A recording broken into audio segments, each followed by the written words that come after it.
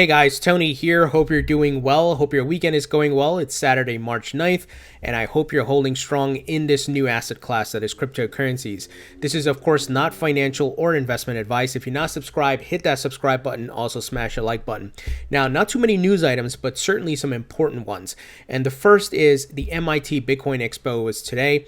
We had the SEC Commissioner Hester Peirce, who was in attendance and was being interviewed, and she essentially said some bullish things about crypto. And as you know, she's been historically bullish on crypto. She's been trying to push the rest of the SEC towards passing, regulations and approving a Bitcoin ETF and so forth. And she's known as Crypto Mom. So just some highlights here from CoinDesk, as someone from CoinDesk was in attendance, and they tweeted kind of the statements she made and so forth.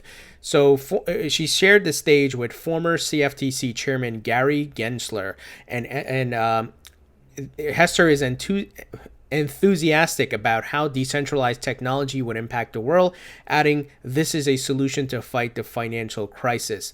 And let me give you some of the important things she said. I want to make sure. Oh, here we go. So I thought this was interesting. She said that looking at ways to open up the accredited investors criteria, so more retail investors like you and I can choose to participate in token markets otherwise restricted by securities laws. Yet she's unsure what that would look like and welcomes input. So what does that mean? So usually certain investments required accredited investors, meaning that you have to show some financials, maybe show that you have $250,000 in the bank or something that you can invest in. They do like a background check. So that is what, usually they would categorize as accredited, right? Now, I'm going to be honest, I don't have $250,000 that I can to invest, right? I'm not a whale like that. I could walk up and say, well, yeah, here's $250,000 that I can invest all of it into whatever asset or whatever it is, right? And I think many of us here who are looking at this, but there are what we would call whales out there who are able to do that, and those are very few, and they many times get access to certain investments that the common Joe and normal person would not. So it would be great if that could be opened up, more investing opportunities. And I think in a way crypto itself, right, the nature of it has really opened that up organically, because look at this, we can go buy Bitcoin, XRP, Ethereum, whatever it is, right? Any utility token that, for example, if you look at a company like Ripple, it would be, historically, if you were to position Ripple maybe in the 90s, only certain things would, only accredited investors would be able to access it. And that's actually how it was in the 90s with the .com boom, where a lot of the investments, like say if you wanted to invest in Amazon or Google, you had to be accredited.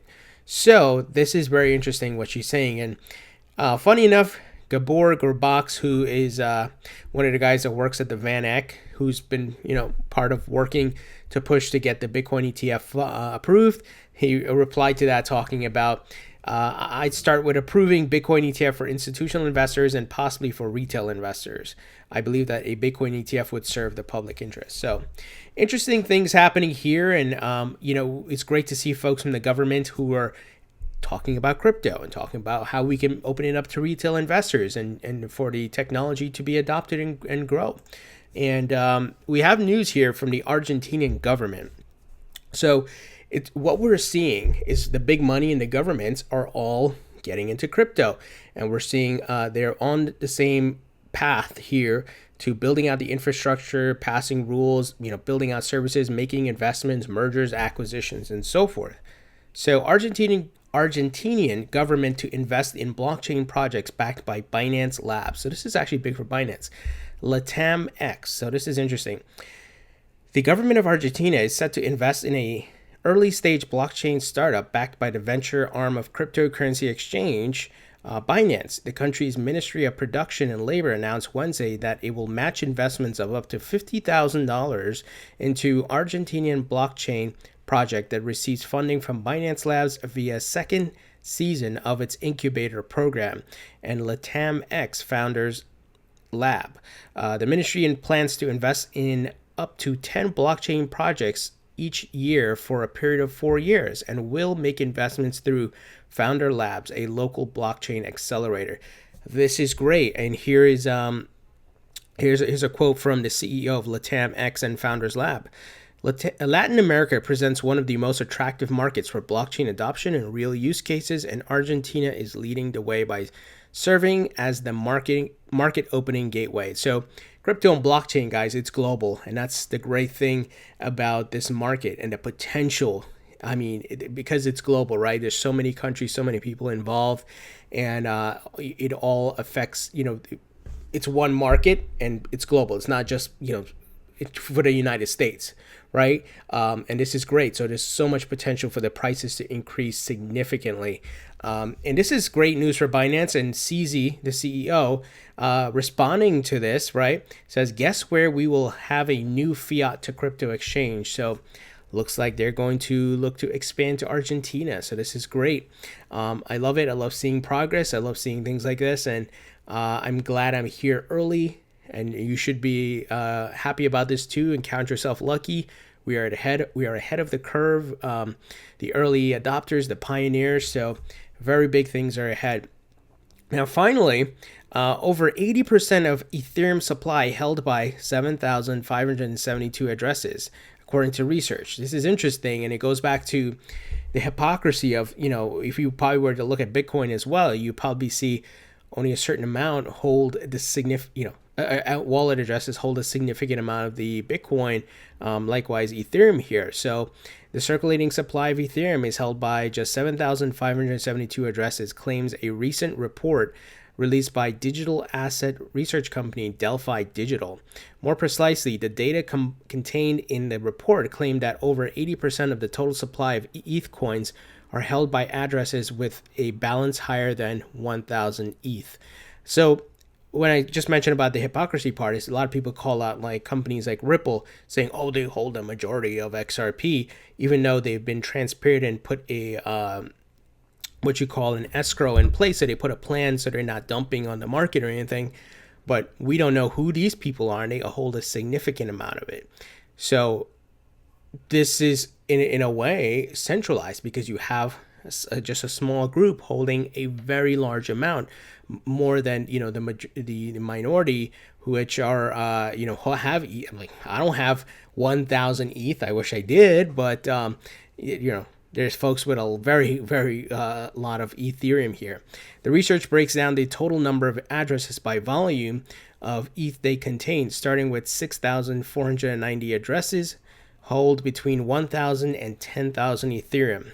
923 of them hold between 10,000 and 100,000 Ethereum, 155 between 100,000 and 1 million ETH, and only 4 between 1 million and 10 million ETH. That is crazy. I wish I was holding that much. But interesting stuff happening here, guys. And as this market matures, we're going to see more exposure into these things, more transparency, because as I've stated, the people who are calling for big money, but yet they want to destroy banks or whatever, make up your mind. Which way do you want to go, right? Because you can't say we want big money to come in to have the prices go up and then say, well, no, we want to take these guys down or whatever it is, right? Crypto as a technology is going to change our lives, both personally as well as, from a commerce perspective, from a business standpoint. This is a natural evolution of technology and currency here, and there's going to be a lot of different utility tokens that are going to solve different problems. I'm very bullish on Ethereum.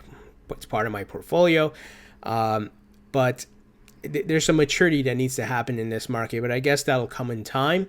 But as the big players get in, we're going to see a lot of nonsense get weeded out. But this is interesting research here, and we're probably going to, like I said, see more and more of this for different projects, and even more accurate data on the Bitcoin side. So guys, what do you think about this news? I know it's not a lot, but I like the fact that Hester Peirce continues to fight the battle here, and we need regulatory clarity, of course, in the United States and many other countries. And the future is bright for this market. A lot of big things ahead. So guys, what do you think? Leave your thoughts and comments below. Thumbs up if you like this video. Please subscribe if you haven't already. Don't forget to follow me on Facebook and Twitter. Link in the description. Also, check out my donation addresses and Patreon group link if you would like to support the channel. Thank you for your support, and I'll talk to you all later.